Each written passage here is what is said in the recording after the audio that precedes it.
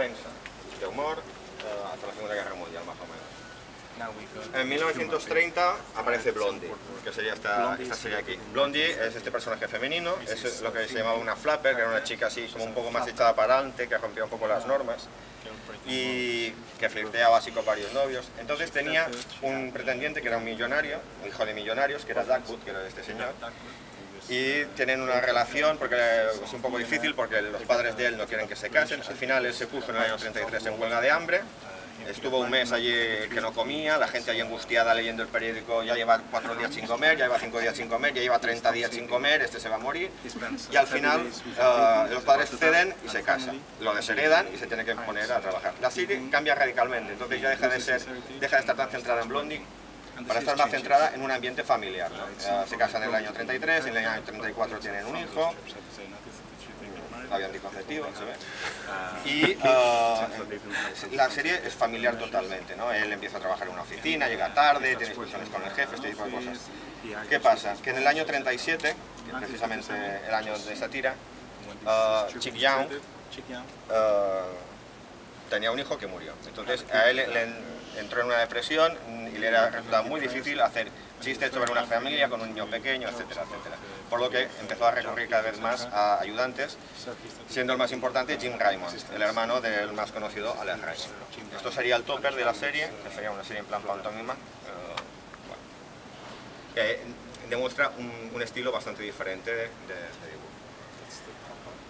En 1925 oficialmente empieza Polly and Her Pals, que sería esta serie, una serie de un tono muy expresionista, y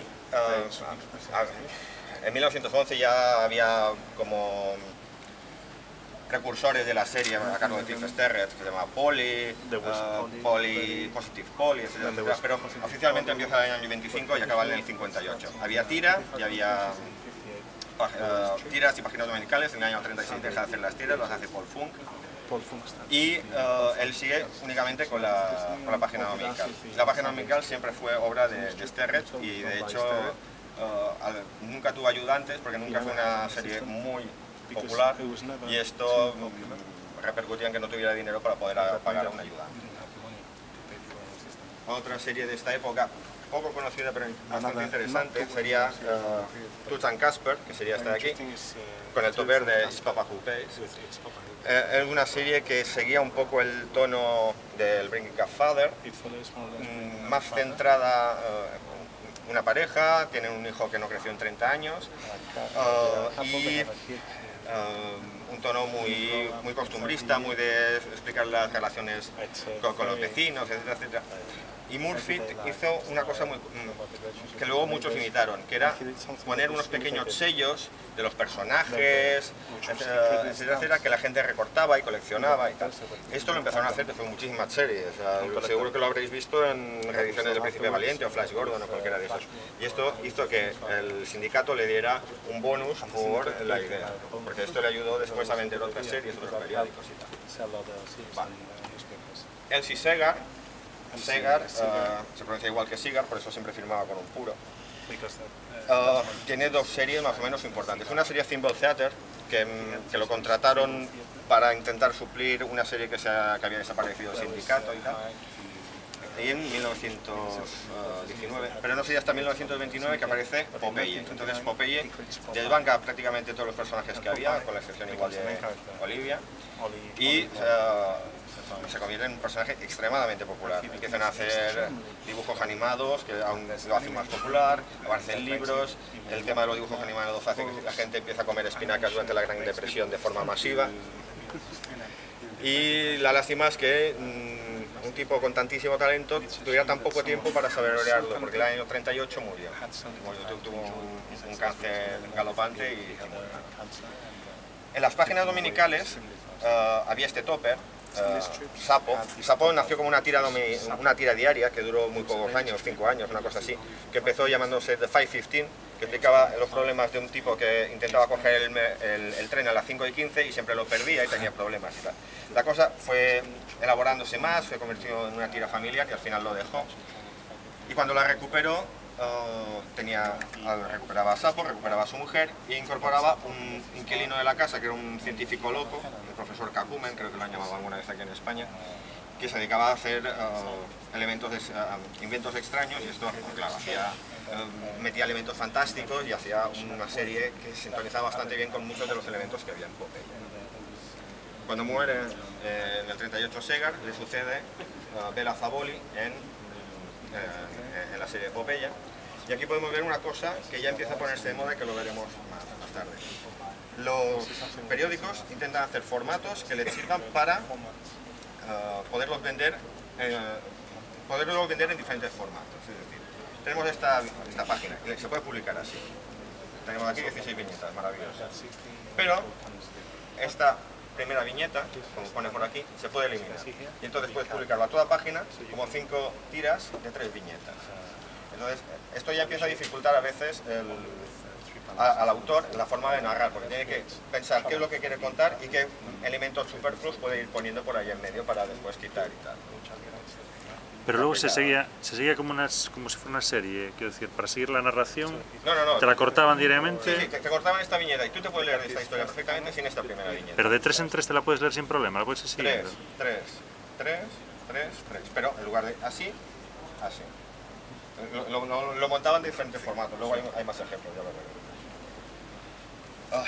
Vale, Barney Google, en 1916 Billy DeBeck hace una serie que se llama Married Life, incorpora un personaje que tiene problemas familiares con su mujer y tal,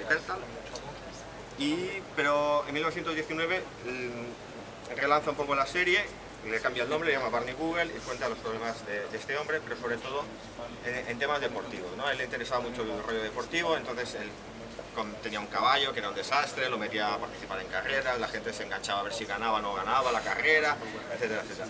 En 1934 tiene que salir corriendo para las montañas, porque lo persigue la ley por no sé qué movida que tal, y conoce a un palurdo de las montañas, que es este señor, Snuffy Smith, que le acaba robando el protagonismo, totalmente. Aquí en España algunos pueden que recuerden los dibujos animados de Tapo López, que tenía una canción bastante particular, pues era este señor. En el año 42 Billy DeBeck muere cuando estaba contando aventuras de aquí de Snuffy Smith en el ejército, en la Segunda Guerra Mundial, y entonces ya le sucedió a Fred Laswell y que hizo una serie mucho más blanca, ¿no? Mucho más blanca. Esta serie, Napoleón, de Clifford McBride, es una serie muy poco conocida pero muy interesante. Es decir, McBride hacía una página de chistes. Y a veces los personajes repetían y a veces no repetían. Uno de los personajes que fue repitiendo era un señor que se llamaba el tío Elvi, que está inspirado en el tío Elba real de Clifford McBride.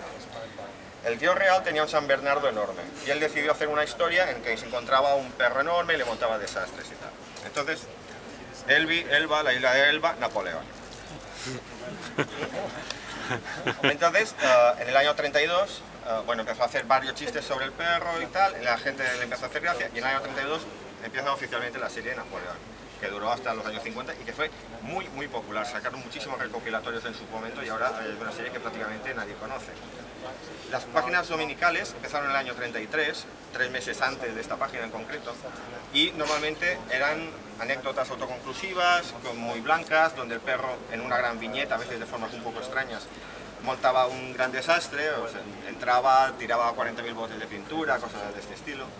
Pero empezó la serie con una secuencia que pertenecería a esta, de aventuras tropicales y que incluso tenía elementos fantásticos como estos hombres anfibios que aparecen aquí en la última viñeta, etc. Se ve, incluso hubo alguna página donde había guiños a una aviadora que era claramente un homenaje a la aviadora Amelia Earhart.